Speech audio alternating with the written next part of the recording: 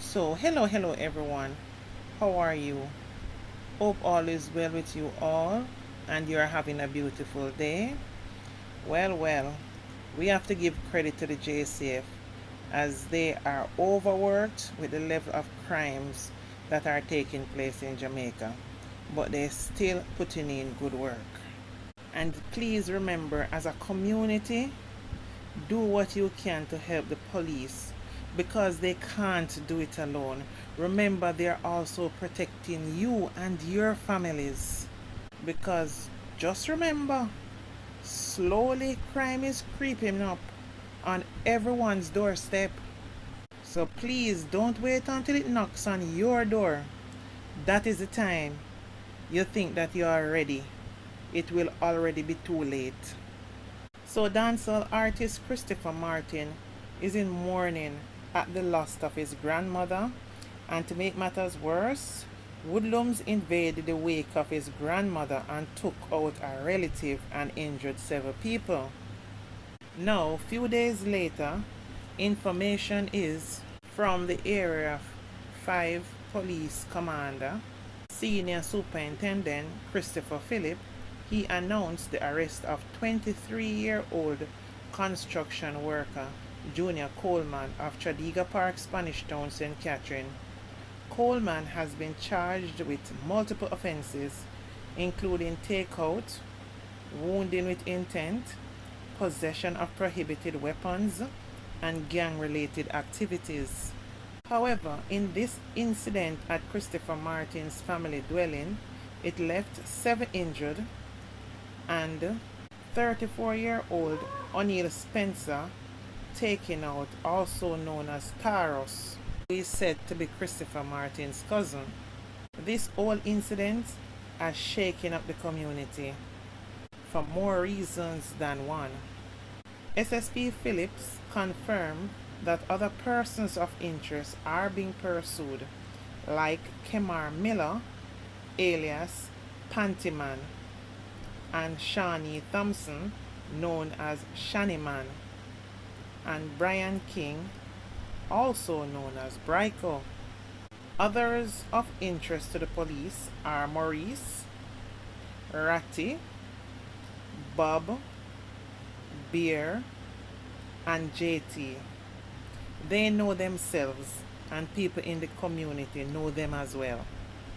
SSP further stated that he will be leaving no stones unturned, as he will be pulling out all the stops to get to these men, or they best turn themselves into the nearest police station. Now, this incident allegedly was not without provocation, as it's alleged Christopher Martin's cousin, Taros, who was taken out, was involved in illegal business, gun, drugs, money, you name it.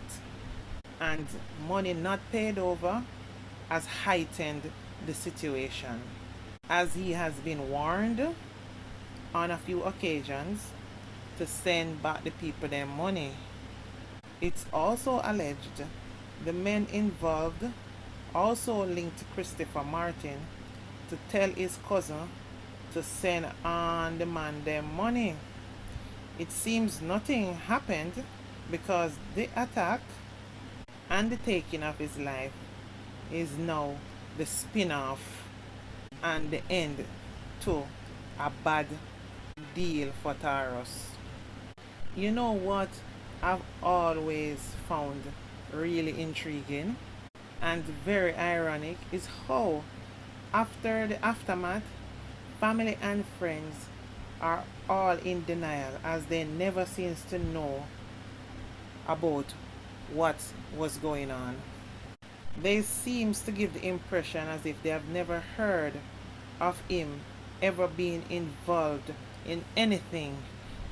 They describe him next to being an angel, even though the situation has been publicly known for some time, and it's not like the men were keeping it secret how much they wanted their money.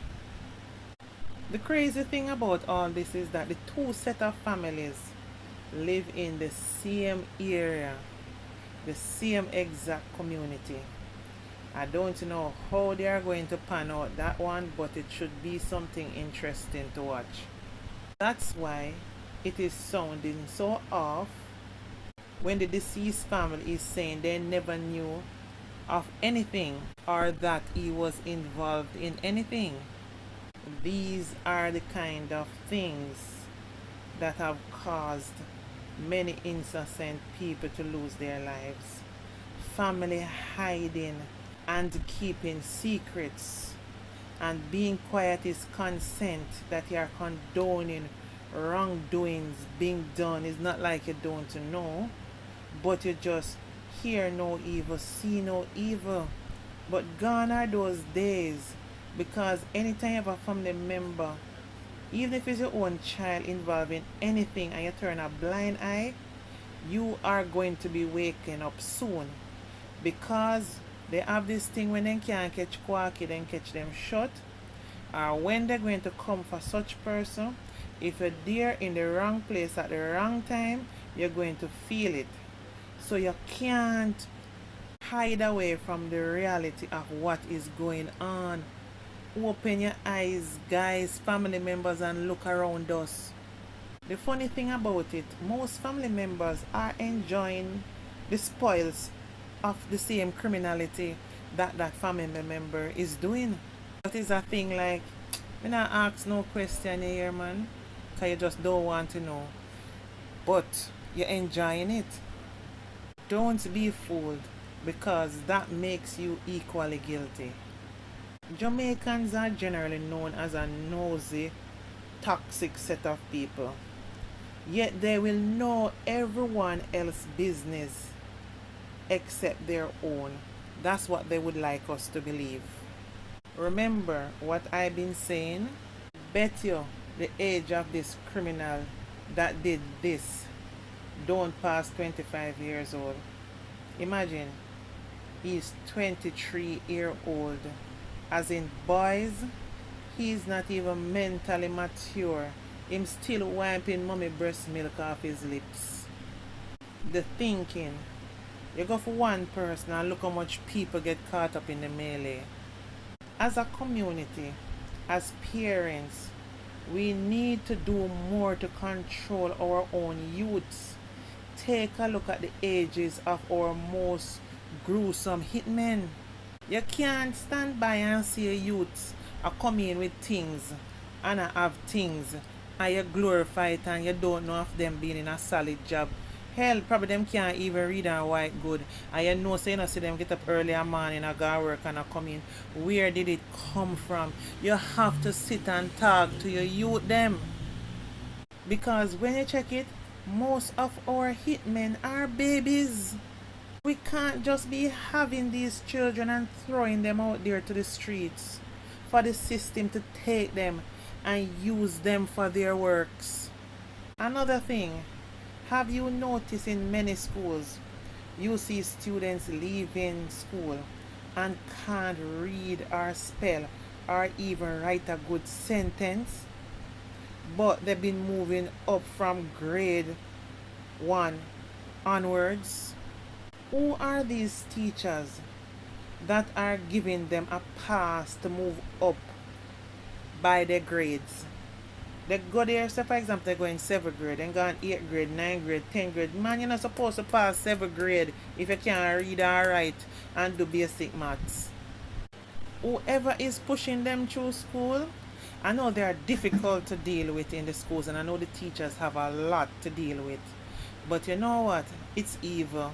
You can't be letting children graduating from school or going up by grades as if they've been achieving something, when the basic read and write and spell and maths, them can't even do that.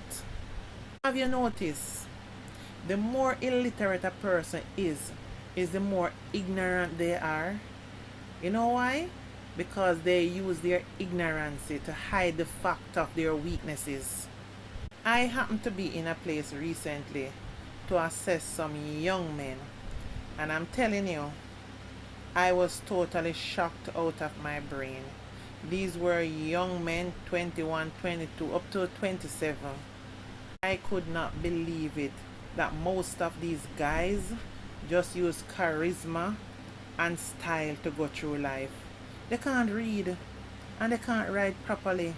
They don't know even how to answer a sentence. Even if everything is there and they have to just stick A, B, C, or D, they still don't even understand what to do or even know how to read the question appropriately to prick the appropriate answer, and the answers are there. Not even that they can do. That is why ignorance is on a rampage. I so wonder, where are the parents who should be keeping checks on them, letting them read a book or two for them at times, and no parents busy trying to survive. But how are you going to know the growth of your child mentally? Back in the days, most of us used to read books for our parents or grandparents to let them see how well we are coping literally. Where are these guardians? Where are these parents that's supposed to be looking out for these youths?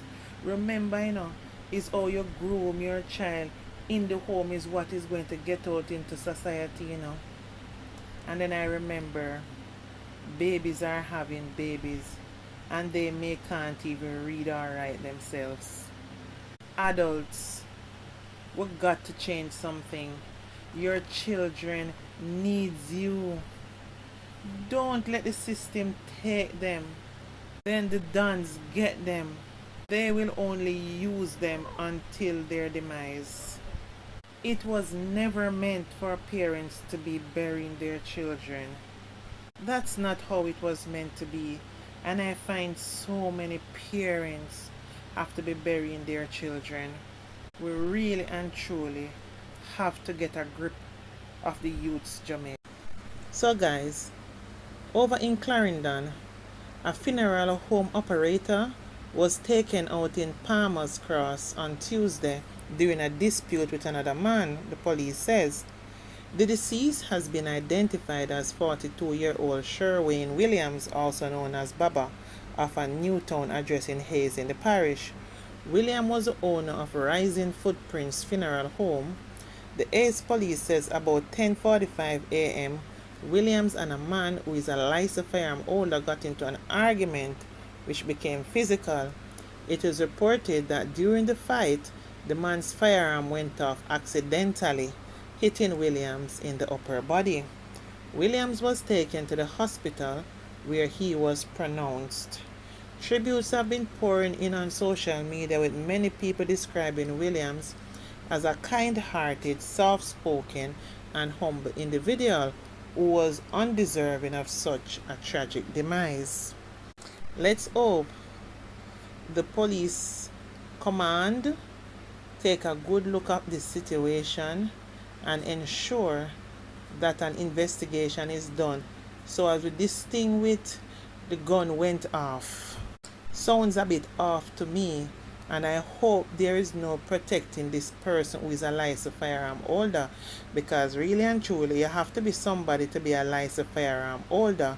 So let's hope it's not somebody protecting him and make it seems like this just went off and not really was intended, because really and truly this is Jamaica.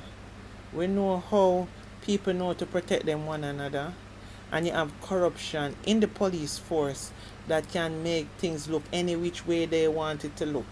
But I hope the appropriate authority investigate this thoroughly. Condolences to Mr. Williams' family, and let's hope that the truth will come out. Anyway guys, please remember to like, comment, and subscribe to my platform, please. Love you all. Bye for now.